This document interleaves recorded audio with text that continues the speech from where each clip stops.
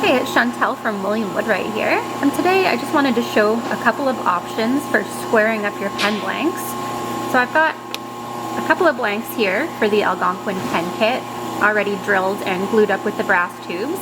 My glue has dried and it's now time to square up the wood so that it hits even with the end of these brass tubes here. So I'm going to do one with a pen mill and the other I'm going to do on a disc sander to show you both of those options. So for our bottom barrel, I'm going to be using a 10.5 millimeter pen mill and cutter head.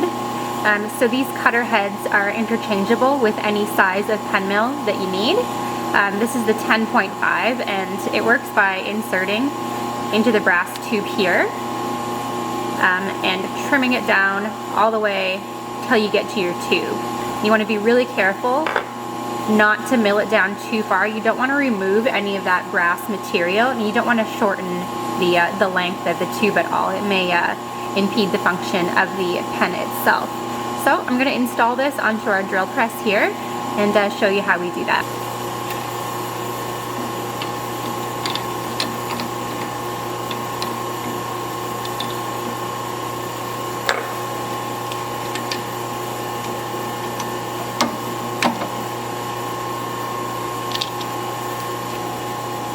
Now I like to test fit the pen mill into the tube before I start milling, just to make sure that it's going to go in there nice and easy, that I'm not going to be crushing the brass tube at all.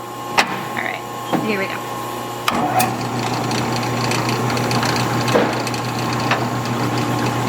And you just want to take little cuts at a time so that you're not taking off too much. And you just want to wait until that brass tube is exposed. So as we're getting close here, you just want to give it a little touch at a time so you're not taking off too much excess.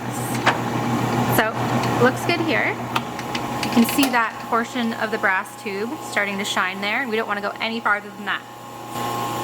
So now we'll flip it around and do the same on the other side.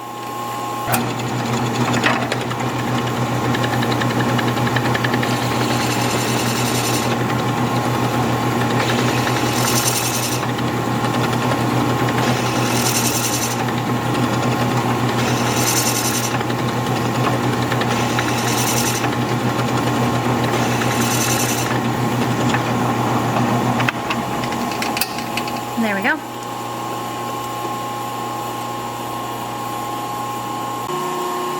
Now I'm going to square up the second blank using method number 2, the disc sander. So we want to go again just little bits at a time until you see that brass tube shine. So it takes a lot of material off at a time, so we're just pressing it really, really gently, little bits at a time.